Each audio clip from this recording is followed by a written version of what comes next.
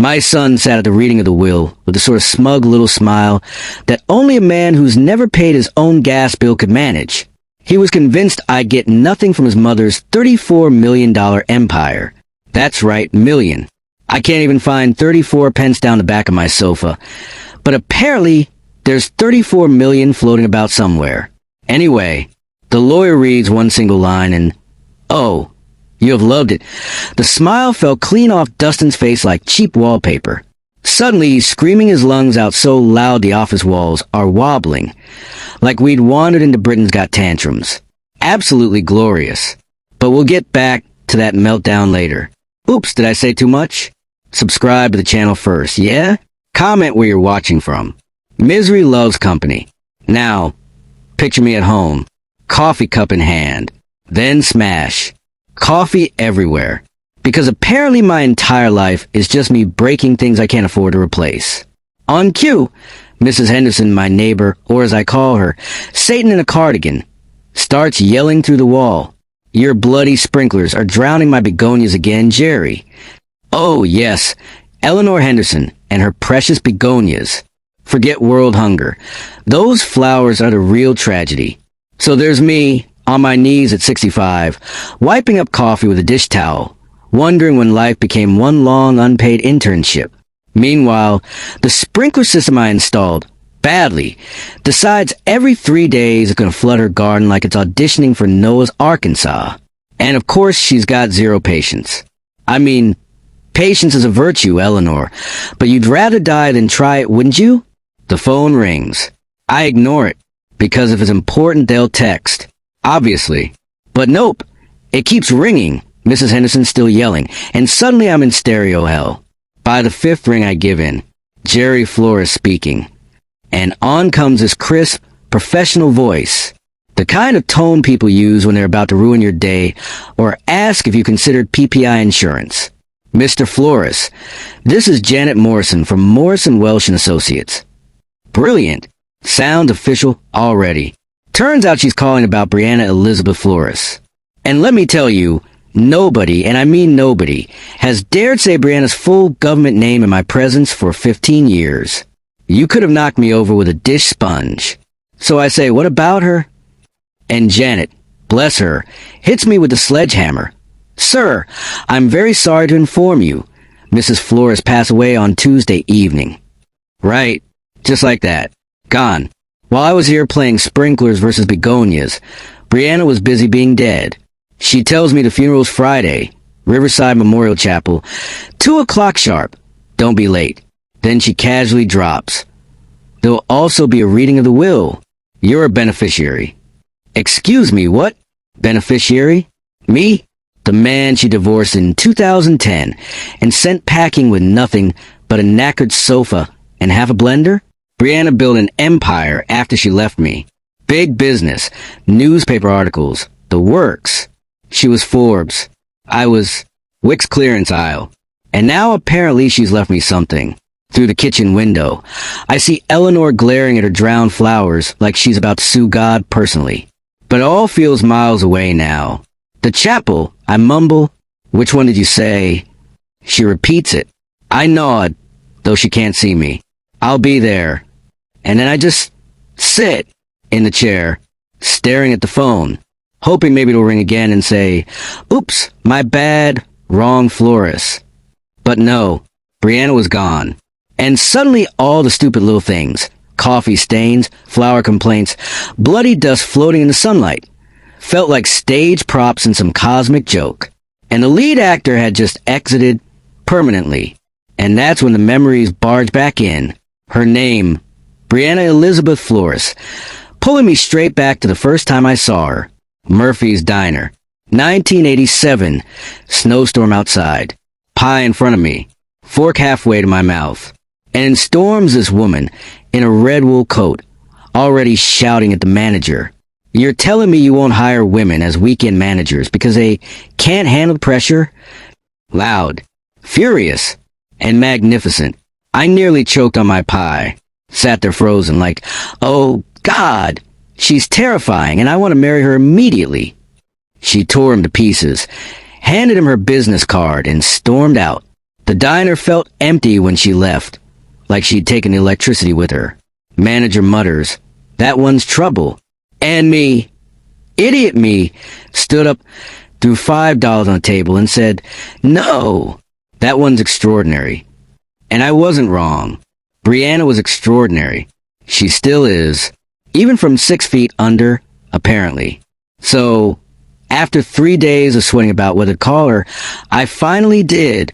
She answered on the second ring, sharp as ever. "Brianna Chun. This is Jerry Flores. We haven't met, but I saw you at Murphy's Diner the other night." Pause. "Oh, the man with the apple pie, who defended my honor to the manager. You left a good tip, too." Yes, ladies and gentlemen, my reputation at that point was pie enthusiast, good tipper. Move over, James Bond. I could literally hear the smile in her voice. "So, Jerry Flores, what can I do for you? Have dinner with me somewhere better than Murphy's?" I blurt out. Another pause. Longer this time. Long enough for me to nearly throw the phone out the window. "Are you asking me on a date, or do you need business consulting?" "Definitely a date. But if you got any tips on convincing gorgeous women to say yes to dinner with strangers, I'd take that consultation too." She laughed. Not the polite, "Haha, please go away," laugh women give when men try too hard. No, this was a real laugh. Dangerous. Addictive. Saturday night, Romano's, 3rd Street, 7 p.m. And that was it. I was doomed. She turned up in that same red coat, but underneath was a black dress that should have come with a health warning. My pulse? Racing like I just run a marathon I never signed up for. We talked for 3 hours straight. Childhoods, jobs, old movies, new books. The only thing we didn't talk about was business. She even laughed at my story about flooding my apartment while fixing a leaky tap.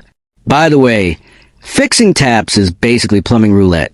You either stop the drip, or you start Niagara Falls. 6 months later, I proposed. In the same diner, at the same counter, sliding a ring across like I was paying for pancakes. "Marry me, Brianna Chun. Make me the luckiest man in Wyoming." And she said yes before I'd even finished. Idiot. I was hooked for life. Our wedding was in September. Sun shining like a Disney advert. Brianna wore her grandmother's dress, altered, obviously, and held wildflowers we'd picked that morning. Very wholesome. Very Pinterest before Pinterest. My hand shook so much putting the ring on, I nearly dropped it down a drain. "Forever," she whispered. And of course I believed her. Like a fool. Oops. Bookmark that thought. Dustin arrived 2 years later. Red-faced. Screaming miracle. Tiny dictator. The hospital room was glowing with love and chaos. Brianna held him with that fierce determination she applied to everything. Like she was ready to run a Fortune 500 company while breastfeeding. And me? I thought, this is it. This is all I'll ever need. But then, even while cradling our newborn, her eyes drifted towards a bloody business magazine on the nightstand. I should have seen it coming then, really. As Dustin grew, I noticed things. By age 7, Brianna bought him a computer. Not a toy. No, a proper computer that cost more than my monthly salary. "He needs to understand technology," she said. "The future belongs to kids who think digitally."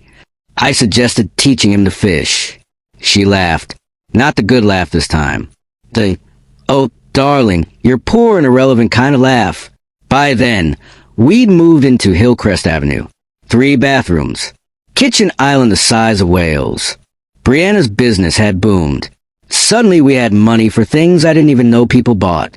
A housekeeper. A fridge that made ice from the door. Dustin's bedroom looked like a toy shop had exploded in it. "Isn't this wonderful?" she said one evening, admiring our crystal chandelier and dining table big enough for a medieval feast. "We can finally entertain properly." Sure, because nothing screams home like a table that shows every single greasy fingerprint, unless you use coasters like at a 5-star hotel. I missed our old scarred wooden table, the one decorated with Dustin's crayon explosions and our midnight chats. But no, apparently that was embarrassing. And then came the dinner parties. Oh joy, Brianna's business contacts, They're equally insufferable spouses. Conversations about market share and hedge funds. Me, in my best shirt, nodding like a penguin while thinking. I don't even understand my own energy bill. Jerry works at the power plant. Brianna would say, and I heard something in her voice. Not pride. No, something closer to, sorry he's not Elon Musk. Dustin, meanwhile, thrived. At 10, he's discussing programming with tech brothers. At 12, he's critiquing wine lists. At 14, he's rolling his eyes at family camping trips. Dad doesn't understand, he'd sigh, like he was a 40-year-old philosopher instead of a spotty teenager. And then came his 15th birthday. The first real fight. Brianna planned a party that looked like a corporate networking event. Catered food. Hired entertainment. Guest list full of business people. Basically LinkedIn but with cake. I said, this is embarrassing. He's 15, not 50. He's growing up in a different world. She snapped, adjusting centerpieces like she was negotiating Brexit. These connections matter. Either we prepare him to win, or we prepare him to lose. What about just being a kid? Fishing trips, messy cakes, birthday balloons that deflate in the morning? Her eyes cold. Calculating. Being just a kid is a luxury we can't afford to give him. Right then, I remember my own 15th birthday. Fishing with my dad. Homemade cake. Presents wrapped in newspaper comics. Cheap. Simple. Perfect. Brianna's party was a success. Dustin charmed the adults. Got laptops and designer clothes and a bike worth more than a used car. But I caught him once. Alone. Standing by the pool. Looking lost. Drowning in the sophisticated circus his life had become. And honestly, so was I. Mate, let me tell you, my son's 15th birthday party was the beginning of the end. I didn't know it at the time, of course, because I was too busy pretending everything was fine. But looking back, that was the starter pistol for a 10-year slow-motion disaster. Imagine watching a landslide while standing at the bottom of the mountain. You can see the boulders coming, but you just stand there like an idiot, thinking, maybe it'll miss me. Spoiler, it didn't. Brianna? Oh! She was already halfway married to her business. Family dinners? Replaced by conference calls. Holidays? Canceled because, apparently, oil barons can't make decisions without her. And me? Well, I was supposed to understand the pressure. Sure, love. I'm only keeping the entire power grid running so people can charge their iPhones and overcook their ready meals. But no, your conference call is life or death. By the time Dustin finished school, he wasn't my son anymore. He was Brianna's shiny little project. Sharp, polished, ambitious. Basically, a walking LinkedIn profile in a teenager's body. When I suggested trade school, something useful, like fixing things, he looked at me as though I'd suggested he become a medieval serf. Dad, that's the kind of thinking holding you back. Cheers, son. Nothing like being called mediocre by someone who can't legally buy beer yet. University made him worse. Business school, of course. Came home on holidays, full of theories about market dynamics and optimization, while looking at our house like it belonged on one of those poverty documentaries. Mom built an empire. Dad, you've had the same job for 20 years. Yes. Well, someone had to keep the lights on while you were busy memorizing buzzwords. The final explosion? Graduation. Brianna skipped it for, wait for it, a client crisis. And I finally snapped. I told her, family has come first sometimes. She didn't even look up from her phone. Don't you dare lecture me about priorities. And when I pushed, she actually said, maybe it's time we stop pretending this is working. Lovely. Marriage reduced to a quarterly business review. 6 months later, the lawyers had stripped me down like a turkey at Christmas. I got our starter house, Maple Street, bargain bin chic, and enough cash to live modestly. She got everything else, including Dustin, who now saw me as some kind of emotional toxic waste dump. Dad, your obsession with family values is toxic. I can't be around it. Right. Sorry my love for you doesn't translate into stock options, mate. And then, 15 years later, there I was, alone in my flat, staring at cold coffee and broken mugs on the floor, because apparently even my crockery had given up on me. And then, plot twist, Brianna dies. Remember me in her will, too. Don't ask me why. Maybe she wanted to mess with me from beyond the grave. Funeral day came. Typical May in Wyoming. Gray, miserable. Looked like God himself couldn't be bothered. I stood in front of the mirror, tugging at a tie I hadn't worn since the dinosaurs, wondering what Brianna would think if she could see me now. Spoiler. Probably, you should have ironed that shirt. The drive to the chapel was a tour of Rock Springs' economic divide. My flat? Decent enough. Middle-class suburbs? All right. Then the rich people mansions. Perfect lawns, stone facades, garages bigger than my entire house. The chapel itself? Gothic monstrosity perched on a hill. Cars line up outside like a car show. Mercedes, BMWs, Teslas that probably cost more than I earned in a decade. And me? Parking my ancient Honda between a Lexus and a Cadillac. Felt less like a funeral, and more like I'd gate-crashed the Oscars. Inside, the place practically whispered. Money. Honestly, even the air felt expensive. So there I was, sliding into a pew at the back of this ridiculously posh chapel. Mahogany benches, stained glass, flowers arranged like they'd been designed by Michelangelo with OCD. 200 people packed in, half of them mourning, the other half treating it like a speed networking event.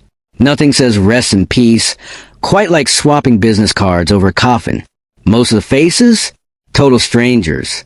A few I recognized from those dreadful dinners Brianna used to drag me to, the kind where I'd sit there trying to look interested, while people argued about hedge funds over overcooked salmon.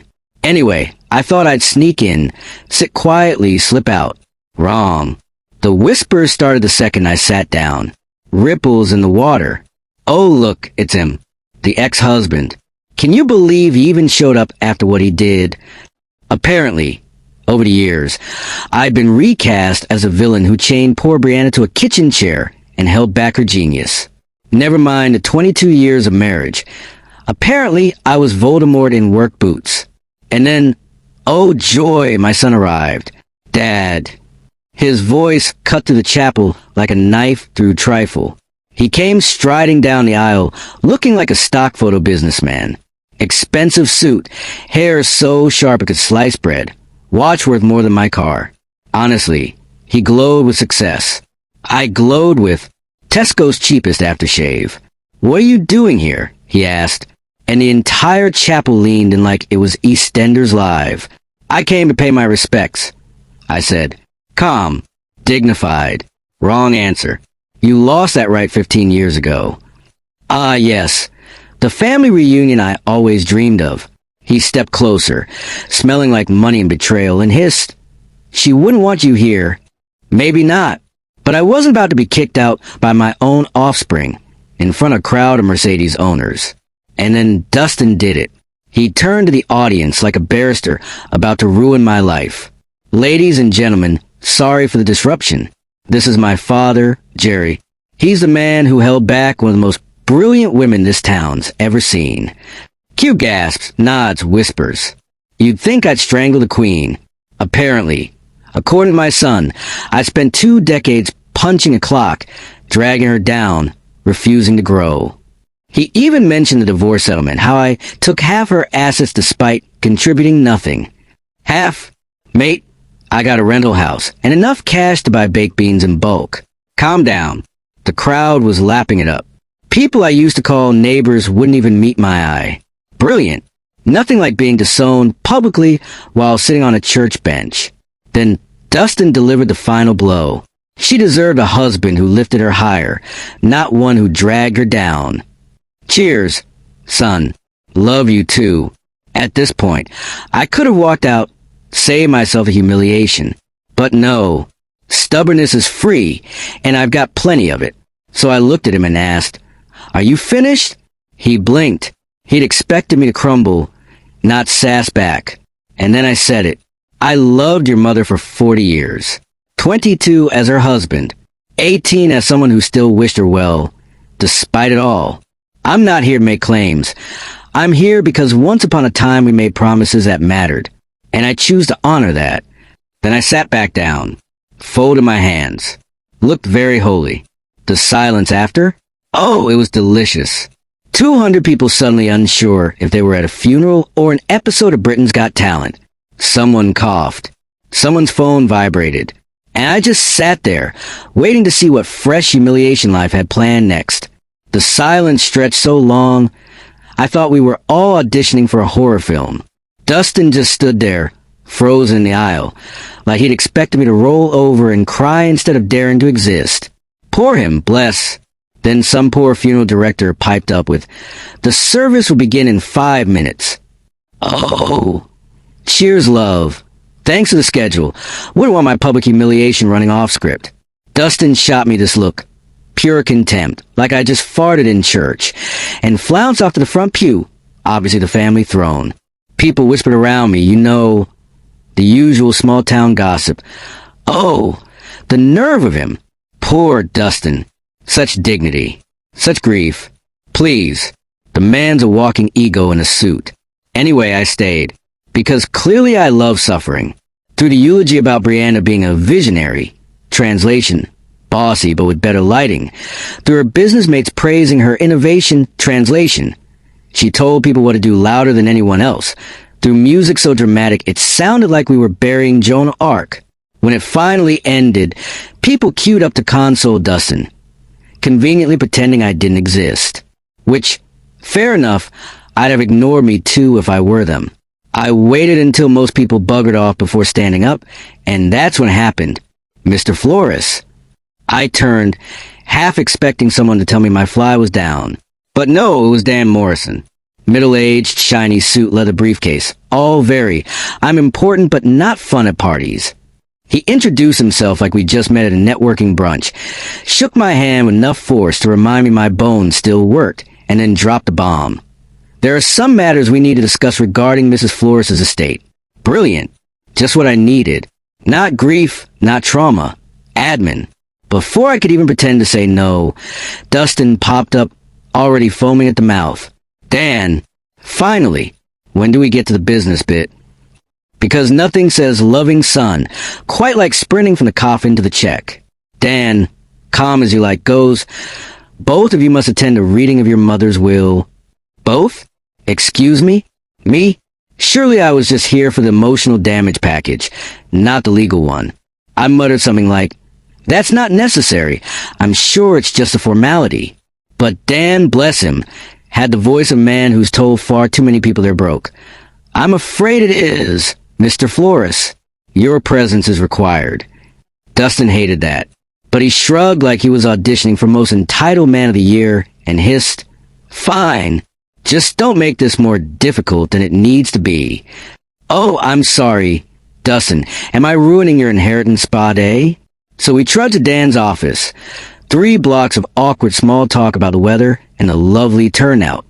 Honestly, I'd rather talk about toenail fungus. His office was exactly what you'd expect. Dark wood, leather chairs, diplomas, pictures of him shaking hands with important boring men. Basically, the set of every lawyer drama ever. Dustin, of course, threw himself in the best seat. I got the side chair naturally, because apparently I'm the side character in my own tragedy. Dan sat down, pulled out this massive file, and gave me another round of condolences, as if kind words would somehow undo my life being a bad soap opera. He cleared his throat, adjusted his glasses, and started reading Brianna's will. And that's when things really started getting entertaining. Oops. So, Dan clears his throat like he's auditioning for BBC Radio, and out comes. This is a last will and testament of Brianna Elizabeth Flores, executed on March 15th, 2024. Lovely. Legal karaoke night. Apparently, she signed this shiny new will just 14 months ago. Oh, suspicious much? Did she have a sniffle and suddenly think, "Quick, better make sure Dustin gets my curtains"? Anyway, Dan drones on about how she was of sound mind and memory when she wrote it. Right, because nothing screams sound mind like voluntarily producing children like Dustin. Speaking of which, there he is, leaning forward like a dog about to be thrown a bone.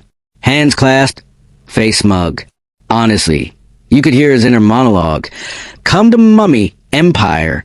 Daddy needs a new yacht. Dan flips to page 2. Glasses sparkling in the afternoon sun, like he's about to reveal the 10 Commandments. To my beloved son, Dustin Michael Flores, I leave the family home at 847 Hillrest Avenue. Dustin practically melts.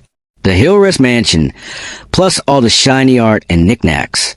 Translation: free posh house with mountain views and enough space for him to host all his future fake friends' dinners. But Dan isn't done. Additionally, I bequeath to Dustin the sum of $500,000. Half. £1,000,000. Well, dollars, but who's counting? Dustin's face is a little twitch, because sure it's a lot, but not Empire money. You can see the cogs turning. Where's the rest? Where's the company? Where's my kingdom, mother? He even tries to act gracious. That's wonderful, of course, but what about Mum's business interests? Translation: cheers to the chump change. Now where's my throne? Dan, calm as your nan on sedatives, just goes, I'm continuing with the specific bequests, Dustin. Please allow me to finish. Meanwhile, I'm sitting there feeling like the world's most awkward audience member. Like, hello, why am I watching my ex-wives while reading like it's an episode of The Apprentice? But oh no, plot twist. Dan adds, the bequest to Dustin includes conditions. Conditions? Cue Dustin's face dropping like someone told him Nando's was out of peri-peri. He's expected to actually stay working at the family company for 2 years if he wants the goodies. Imagine. Employment. Tragic. And then Dan drops the bigger hint. Or until such time as the company is sold or dissolved. Sold. Dissolved. Words you do not say to a man who thinks Mummy's business is his divine right. Dustin's face? Priceless. Like someone just told him Love Island was canceled mid-season. He snaps. That doesn't make sense. Mum would never sell the company. Dan, polishing his glasses with the calm patience of a saint who's seen it all, basically says, look, mate, I'm just a messenger. The tension thickens. Even I'm leaning forward now, though I'd promised myself to stay detached.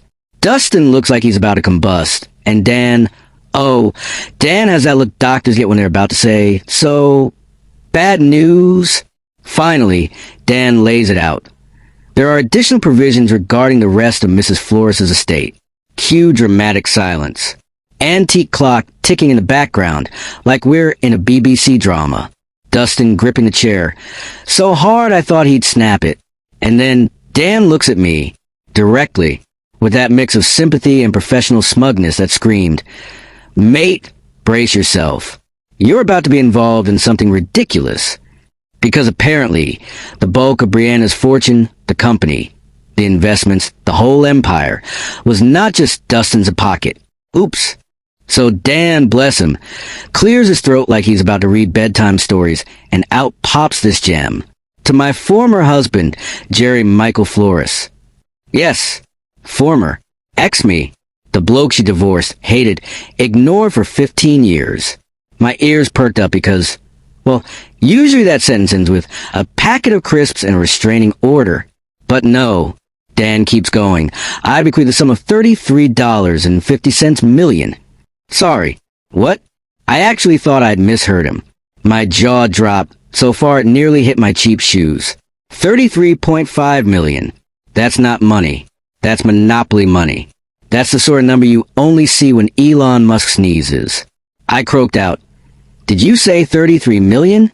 Like a pensioner trying to check if the cashier actually said, buy one, get one free. Dan, professional as ever, just nods. Yep, 33.5 million. No biggie. Meanwhile, Dustin looked like someone had just unplugged his life support. White as a ghost 1 second, tomato red the next. Honestly, the lad's blood couldn't decide whether it was coming or going. And just when I thought the madness had peaked, Dan keeps reading, plus controlling interest in Flores Consulting Solutions. 65% ownership. Chairman of the board. Mate, I couldn't breathe.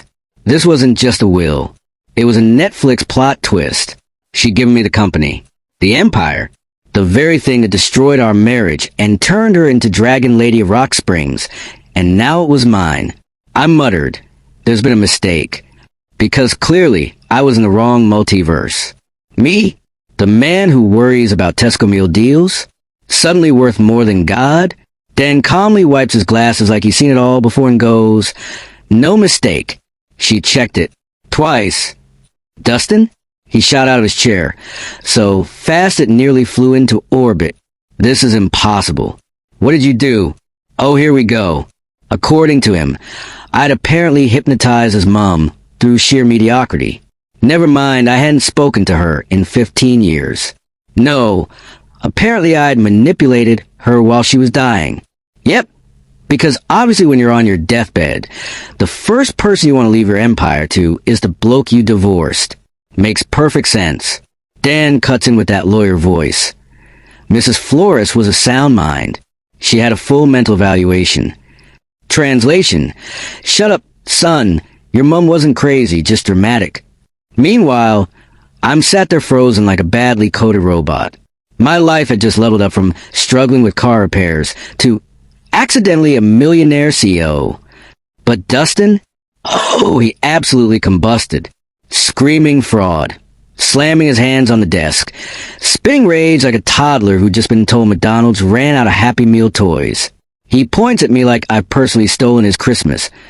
Nobody give their ex-husband everything. This is fraud. And me? Sitting there thinking, mate, you got $500,000 in a mansion. Calm down before you rupture something. Dan, still cool as a cucumber. Those are your mother's wishes, Dustin. Executed with full authority. And that's when Dustin lost the plot entirely. Demanding psychiatric evaluations, document checks. Probably a seance next. Meanwhile, I'm just sat there, internally screaming. Why me, Brianna? Why me? Right.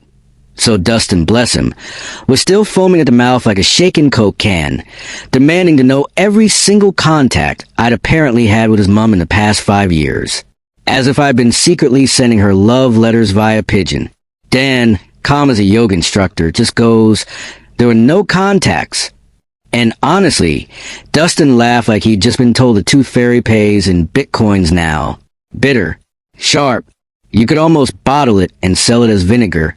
So she explained her decision, did she? He spat. Oh yes, apparently leaving your only son broke, ish. And giving everything to your ex-husband counts as betrayal. His words, not mine. Then came the word father. Dan used it. And mate, you'd think someone had slapped Dustin with a wet fish. For a split second his face crumpled. Pure pain, like he'd stepped on a Lego barefoot. But then boom, rage was back, stronger than ever. He's not my father. Dustin roared. All right, Shakespeare, calm down. Now, Dustin decided I was basically a failed man who couldn't handle being married to a woman with ambition. Which, okay, bit rude, but fair. There's some truth in there. Ouch. So I go, maybe you're right. Maybe I wasn't the husband she deserved. But I didn't ask for this. Which, let's be honest, is the most British response ever. Someone hands me £33.5 million in a company empire, and my first reaction is, oh no, really, I couldn't possibly. But Dustin wasn't having it.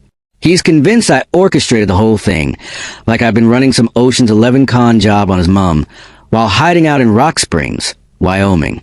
Because yes, clearly I'm that organized. Finally, Dan, who by this point looked 2 seconds away from smashing his glasses just to cope, cut in. That's enough. Professional tone, but with that edge, like a teacher about to confiscate your phone. And then, oh yes, drum roll, please, the big reveal. Dan pulls out another envelope. On the front, personal message. Mom's handwriting. Oops. Dustin looked like he'd swallowed a live wasp. Me? I was frozen in place, desperately hoping this wasn't going to be some cruel, posthumous, just kidding twist. Dan starts reading, and it's like Mom had climbed straight out of the grave to roast us both in real time. My dearest Jerry, she began, already awkward. Thanks, Mom. If you're hearing this, I'm gone, and you're probably sitting in Dan's office wondering if the world's lost its mind. Correct. 10 points to the dead lady. She even described my face. You know that polite but confused look husbands get when wives move the sofa for no reason? Yeah, that. Nailed it. And then she drops the bomb. I never stopped loving you. Oh. Oh no. Cue emotional chaos. My insides decided to stage their own opera. Tears, guilt, regret, the full buffet. But then plot twist. She turns to Dustin in the letter. My beautiful, brilliant boy. And his little face lit up for a second before she casually tells him, you're not ready for this inheritance. Which is basically the will reading version of, you can't sit with us. Oops. So, Brianna's letter carried on, and honestly, it was less a love note and more a TED talk with side of family therapy. She basically told Dustin, you've lived off my money like it was a family buffet, without ever cooking a meal yourself. Congrats, darling, you've mastered freeloading. Then she turned to me. Jerry taught me about character and integrity. Yeah, me. The man she once divorced because apparently Netflix and chill didn't fit into her billion-dollar empire plan. By this point, I was ugly crying. Full on, no shame. Her words were like emotional superglue fixing all the cracks in me I'd carried for decades. Meanwhile, Dustin sounded like a dying seal, half rage, half heartbreak. Couldn't tell if he wanted to cry or eat me alive. Then came the kicker. Jerry, you're inheriting more than money. You're inheriting a chance to use wealth for good. I trust you because you never wanted this. Translation. Congrats, you won the jackpot because you didn't even buy a ticket. When Dan finished reading, the silence was thick enough to spread on toast. I held that letter like it was a newborn baby. Or more realistically, like the last shred of proof that someone, somewhere, thought I wasn't a total waste of space. And then Dustin pipes up, voice all quiet and dramatic. This isn't over. I can contest this. Of course you can, sweetheart. That's your entire personality. Contesting reality. I looked at him properly then. Really looked. And what did I see? A grown man who'd spent his whole life expecting Mummy's empire to fall neatly into his lap. Sorry, mate. Turns out it fell into mine. Oops. He sneered, you're a nobody, Dad. A retired power plant worker with zero experience. How do you plan to run a company worth hundreds of millions? And for a second, the old me almost agreed. But Brianna's voice echoed in my head.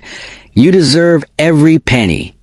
So I stood up, slowly, dramatically, like I was auditioning for a soap opera, and said, maybe I don't know business, but I know the difference between serving myself and serving others.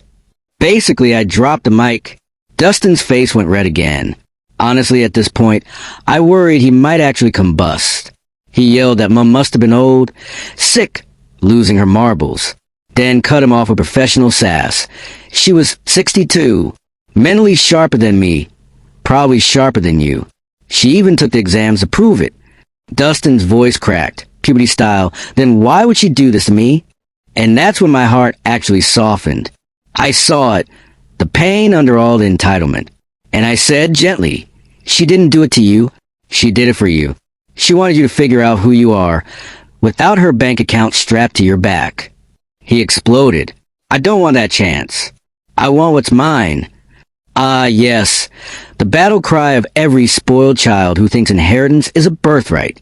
So I calmly said, what's yours is $500,000 in a house worth $1 million, which, by the way, is still more than most people see in a lifetime.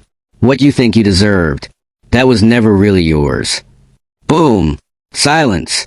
For the first time, I saw it click in his head. Daddy Dearest wasn't begging for his approval anymore. Tables turned. Dustin muttered, you think you've won. You think this makes you a hero. I shrugged. No, it just makes me responsible. Someone's got to stop you setting fire to the family fortune. He grabbed his coat, all shaky and dramatic, muttered a final, this isn't finished. And I said softly, yes, it is. It finished when your mum made her choice. Door shut. Click. End scene. Dan went back to shuffling papers like this was all just a normal Tuesday. Board meetings, signatures, blah, blah, blah. Meanwhile, I was stood there still processing the fact that somehow I, Jerry, literal nobody, was now the reluctant CEO of a company worth more than monopoly money. Honestly, I still don't know whether to laugh, cry, or just ask where the nearest pub is. Before I left, I asked Dan one last thing. Did she really love me? Even after all the drama, the shouting, the divorce lawyers who probably bought themselves yachts off our misery. And Dan, the man who had been stone-faced all day, finally cracked a proper smile. Jerry, she talked about you every time. Not about the divorce, not the problems. About you, the man who taught her success without character is basically just really expensive failure. Translation, she loved me, even when she pretended she didn't. Even when she was building her empire, and I was sitting at home wondering if I could afford Tesco's finest beans. I walked out of that office like a brand new man. Honestly, the sun felt warmer, the air cleaner, and for a second I thought, oh great, I've just been reborn as a motivational poster. But here's the thing. For the first time in 15 years, I actually felt ready. Ready to stop being Jerry the washed-up ex-husband and start being Jerry the bloke who accidentally inherited a multi-million-pound empire he has no idea how to run. Justice, I realized, wasn't about revenge or dunking on my son for being a brat. Though, trust me, the temptation was there. It was about recognition. Recognition that character lasts longer than credentials. Patience beats entitlement every time. And love, real love, doesn't actually die. It just hides, sulks a bit, then shows up at your reading to absolutely ruin your son's day. So yeah, Brianna gave me more than money. She gave me the chance to finally prove her right about me. Which, let's be honest, is shocking because even I wasn't convinced I was right about me. Anyway, if you enjoyed this ridiculous saga of love, money, entitlement, and me trying not to faint in a lawyer's office, then you know what to do. Like the video, subscribe, and chuck your opinions in the comments. Go on. Tell me if you'd trust me to run a company. Spoiler, probably not. And if you want to hear what other disasters life throws at people like me, just click that box on the left. Because clearly, the madness never ends.